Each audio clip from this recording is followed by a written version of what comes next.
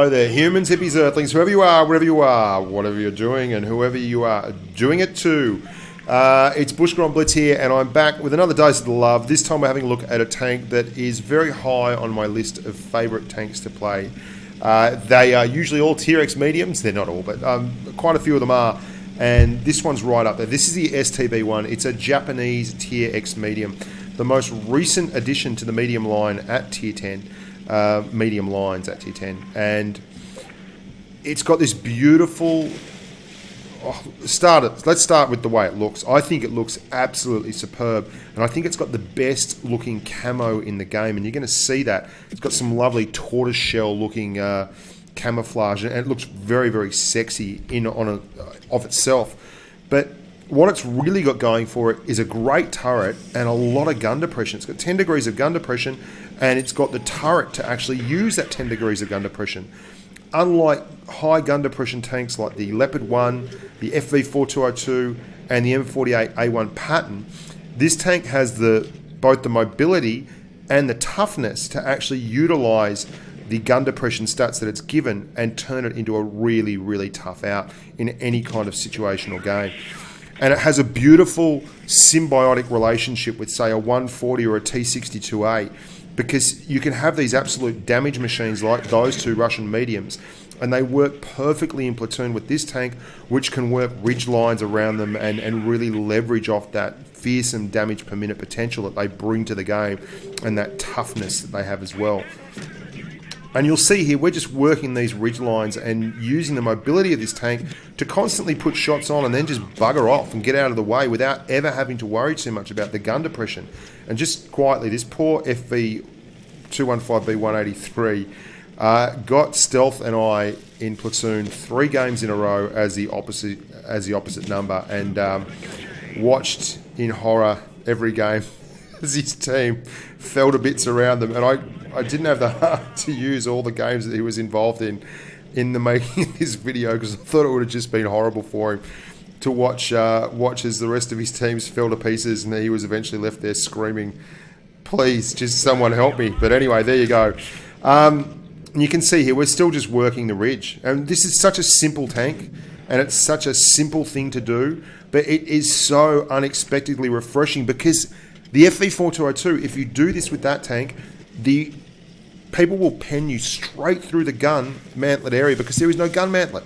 The M48A1 Patton is big as a house and has camouflage to match, and has a huge pimple on top, much like the E5 and the E3. The Leopard 1, well, it's a whole different kettle of fish. It's got speed and mobility and a very, very good penetration gun. But what it doesn't have is any form of armor in any way, shape. So this here is actually unexpectedly my favorite hull down Tier X medium. Something with gun depression like this, I mean, you can see we're still getting shots here, and actually using this turret and this hill here to constantly give us really good clear mobile shots. If I could say anything negative about the tank, it's that the gun is somewhat iffy. It's 0.36 dispersion, which is certainly nothing special, and it doesn't have an amazing aim time, and even more than that, the penetration numbers can be a little bit off as well. So it's got the lowest pen, I think it's 254mm a pen, of any of the Tier 10 mediums on its AP rounds. So I run this with a vert stab, which is a real necessity for this tank, I think. I run it with vents and V-stab. So I try and improve the gun handling stats as much as possible. In the main, I won't run... I don't want to even get in the rations issue, because I don't have the same kind of problems everyone else is having with rations. I'm just not that fussed about it. I'll generally just run an engine boost with this, and it's a really strong tank. It's got great mobility, and I use this for my brawling breakdown the first time out, because it works great with like a 62A or a 140, where it will brawl really effectively. And by effectively, I mean it'll do what you ask it to do. So if you have an ounce of sense when it comes to mediums, and you know what not to expose, and you're patient with it, this can be a really, really strong tank. Like, I'm talking, it can run at big numbers and put up really good damage games. And you can see he's still taking the inside flank. He's got a very strong turret. He's got a very quick tank. He's got a very low profile. He has excellent camo. And I'm going to take this inside range here where I can get to a little hull down spot and put shots in. And I'll be patient. That's basically what I'm going to do. And I'm going to miss a couple of shots, but I'm going to wreak the life of this poor old 140 because I'm not going to move. I don't have to move, and I've got a strong enough turret here that he can maybe pen around the gun mantlet if he's lucky and he's quick, but he's certainly not going to just snapshot and get me all the time, which he could do in an FV, to a lesser extent in an M48A1, and he'd certainly smash me if I was in a Leo. And I'm just waiting for him to pop back up again, and then I can use my gun mantlet and turret and put shots in straight away, and he's tracked. Stealth's going to roll straight into him, and onwards and upwards we go. Strong upper glacis. You see that FV4202, I mean not the FV, sorry, the Object 140, how strong that upper glacis is, and that's one of the reasons I'd probably give the 140 a slight edge over the 62A, is the strength of that upper glacis. And then we get to situations like this, again, no problems gun depression wise, straight down, over the front, right wheel, right drive wheel, both stealth and I track this 704. Works really well as that cleanup tank with a 62A and a 140. You can get little shots all over the place, over the top of ridges and still back up and not expose yourself too much. And if you're in a wolf pack, which is what you should be doing, like it's great fun at tier 10, that gives it a little bit more utility, if you know what I mean. But the gun, yeah, it has its moments. It's certainly no laser beam like you'll find in the Leopard 1 or in the FV4202. The FV4202 has an amazing gun. Oft maligned, that tank, and it has some things that are real issues for it. And hopefully one day we will see it replaced with the Centurion Action X, because I just think it suffers greatly from that complete lack of any turret armor. But again, straight through. That's not the same 183. I thought for a second I'd done it to a Samu. We take one from this 183. We pushed up too hard. We missed our shot on the drive wheel. But how many shots have you seen so far that I couldn't take because of gun depression? It's one of the reasons people love the M46 pattern and tanks like that and tanks like this, is because you will find there are so many opportunities to put damage on. Damage is a really sneaky stat. Damage per minute is brilliant, and this is certainly not the winner, although on PC this thing has balls out damage. In these environments where there are changes in elevation in terrain all the time, and that's the way they've made the maps, having a tank that doesn't have any problems whatsoever in getting shots on target actually increases your effective damage. And I thought I'd throw this in here because this is a real nostalgic map. This is a look back at how Malinovka was. Don't anyone forget that. When the whole map took place basically in this tiny little set. You can see our entire team is coming up with this tiny little corner of the map. And for better or worse, that wasn't my cup of tea. I much prefer the new Malinovka. Anyway, why was this map good for me as an STB-1 driver? And have a look at that camo, by the way. That is a sexy looking tank. The STB-1 gun depression and a turret mean that you can pop up and take shots like this, bounce them. I'm putting HE into this poor old RU251. And people who ask me why you carry a large load out of HE, that's why. If you get a few RU251s or SP1Cs in a game and you're in a medium, you want to have some HE on hand. We can't get shots on this M48A1 pattern because we don't have good gun depression over our arse, and we're not about to expose ourselves to some big dogs down there, namely the Jagdpanzer E100 and ZT30, the T95 as well. They're all down there. Look, there's an FV215B 183. There is 5 TDs. Very, very odd matchmaking, but you know that's the game. That's why they play them. Now the big knock on this tank is obviously the gun penetration. You can see that even slightly side on, we can't get it to go on that Jagdpanzer E100 firing heat. It has the right numbers in terms of penetration. It's just not the most accurate weapon. An FV4202 would be pinpointing these things. We basically just strong arm it using heat. And I mean, that's fair enough. I've got no problems with people using premium ammunition when they cannot pen. If you can't pen, switch to Pramo. If you're willing to pay the price and the credits, and lots of people whinging about credits at the moment, then there should be absolutely no qualms whatsoever. But I digress.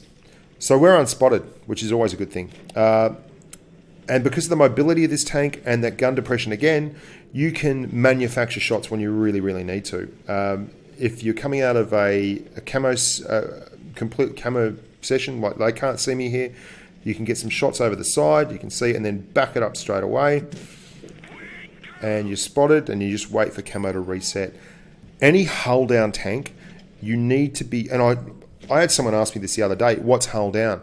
And it sounds like a silly question, but it's not. If no one's ever told you, hull down is where you hide the hull of your tank and you only expose the turret of your tank, thus meaning that they can only hit you where you are very, very strongly armoured and they can't hit your soft underbelly. And we're using this rock now to actually get shots onto this M48A1 pattern, bigger than a house, moving about the same speed. Well, that's not fair. It's quick enough. It's a TRX medium. It's got speed. So what do we do now? There's 4 TDs, 4 tank destroyers left, and we're a long way from home. Well, thankfully for me, there are some spots here where a STB-1 can actually be effective on the way down. What I want to do is just get some spots first from the other guys, and Ed Gilbert, who is with me, my platoon mate, is going to go down there and spot some targets so that I can actually put fire in effectively. And I'm unspotted here using the brush, and then I'll retreat. I'll just see if I get lit up. I don't, so there's no one that's got a view of me. That's all well and good. Now I can just sit here to my little heart's content, and I don't have to retreat because there is actually no one that can see me when I fire. That's called making sure you won't get hit by 3 massive tank destroyers when your camo slips. And you should all be doing that because, honest to God, the last thing you want to do is take shots like this, be sitting here tunneling, and you get hit by a Jagdpanzer E100 and an FV215B 183 at the same time, and you are vaporized. So now there's only 3 TDs left, and like all good medium tanks, I'm very loath to move forward when there is any kind of German Tier 10 TD involved or a British Tier 10 TV involved, but they're facing the other way, obviously. Ed Gilbert's doing a great job. He's down there distracting. I'm able to move right forward. As soon as I get the spots on that T95, who's been sitting up there all match, the poor bugger. And that's old school Winter Malinovka for you. Like sitting on a hill the entire match. Some people love it. I'd rather eat my own legs these days. I can't get it. But this tank, let's get back to this tank. You'll see how I've gone from one hull down spot to another. I've reset camo. It is such a simple methodology. You want to go from strength to strength. You want to hit shots when you can, set yourself up for really easy shots, and then move on to another hull down spot. So if you can't find a hull down spot, get out of the way. Make one, move in from another position. Here we go. We're now moving in low. So they certainly can't see us now, but just in case, we took that extra opportunity and we come around here and there's our targets. And it's the vinegar stretch here, so we're making sure we used a heat there. It wasn't necessary, but we absolutely want a pen. I often use heat to guarantee pen rather than because it's necessary on big tanks at the end of games. Sue me if you want. I can live with it. I'm tough. And then you go. Very, very simple game. Nothing there was special. That was patience using, and God, it's a sexy looking tank. Ed Gilbert, my platoon mate, was outstanding there using the view range of the M48A1 pattern to pick up spots and targets for me so that I got really, really easy shots. And the STB-1. And we did over 5K. Just really, really easy 5K as well. I mean, Ed did 3-3. That's over nearly 8,500 between the two of us. It's such an honest-to-God simple tank, and it works so well with the other TRX mediums or even TRX heavies because it can play a stoppers role where it gets a choke point to a hull-down position like the top of Malinovka, as you saw there, or the right flank on Desert Sands.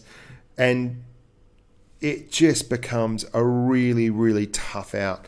They've got to explode through that choke point and really break through and hit your soft lower glacis and chassis, because if they're going for your turret, there is every chance that you're going to bounce a lot of shots and you're going to put out a lot more damage because you're a TRX medium than most tanks as they come in. You've got 2,700 damage per minute, which is nothing to scoff at. I mean, with gun rammer and vents, and even if you're running adrenaline or rations or something like that, you're going to be up around that 3,000 mark very comfortably. So it's a lot of hit points to take off someone if they want to get a little bit arsey with you.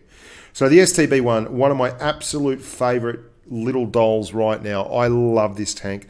I can't say enough good about it. If you hear people talking rubbish about it, I won't say they're wrong, but maybe they just don't have the temperament for it, or they've got a different style of play that doesn't suit the tank. Because if you're patient with this tank, it's quick enough that it can do the things you ask it to do. It can support, it can snipe.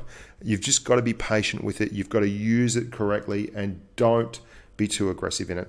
Anyway, boys, girls, humans, hippies, earthlings, thank you very much for watching. You are very patient. We're about to hit 10,000 subs. We're about to hit 10,000 subs, which is insane, and I can't wait to have a bit of a party for it. We're going to have some big news on that. Hopefully we'll have a big stream with a lot of count-ins and people jumping around and having a great time. I'm Bushka on Blitz. Stay safe on the battlefield.